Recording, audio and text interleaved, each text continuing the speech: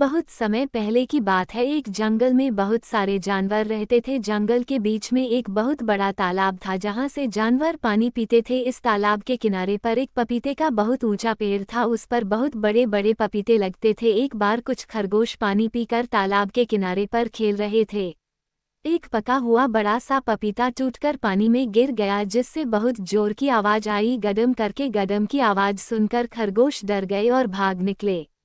खरगोशों को भागते हुए देखकर एक लोमड़ी ने पूछा, क्यों भाई, क्या बात है, क्यों भाग रहे हो? खरगोश ने कहा, गदम आ रहा है, भागो। लोमड़ी भी उनके साथ भाग ली। आगे चलकर उनको एक हाथियों का झुंड मिला। एक हाथी ने पूछा, क्यों भाग रहे हो? तो उत्तर मिला, गदम आ रहा है, भागो। हाथी भी साथ भागने लगे। धीरे धीरे गदम आ रहा है सुनकर बहुत सारे जानवर एक साथ भागने लगे।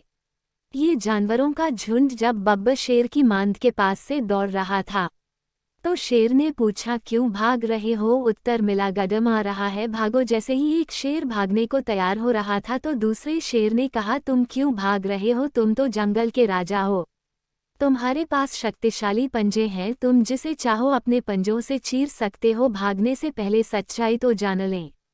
इस पर शेर ने एक जानवर से पूछा कि तुम्हें किसने कहा कि गदम आ रहा है? तो उसने कहा, मुझे तो हाथी ने कहा। हाथी से पूछा तो उसने कहा, मुझे तो लोमड़ी ने कहा। लोमड़ी ने कहा, मुझे तो खरगोश ने कहा था।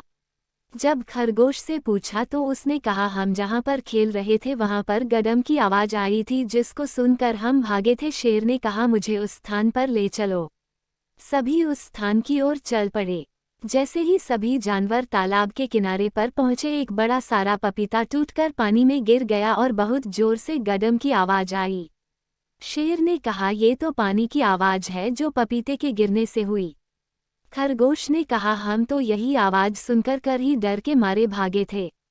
तब शेर ने समझाया कि इसमें डरने की कोई बात नहीं है, ये सब सुनी सुनाई बात से हुआ है। शेर ने कहा, आगे से कभी भी सुनी सुनाई बात पर विश्वास मत करना।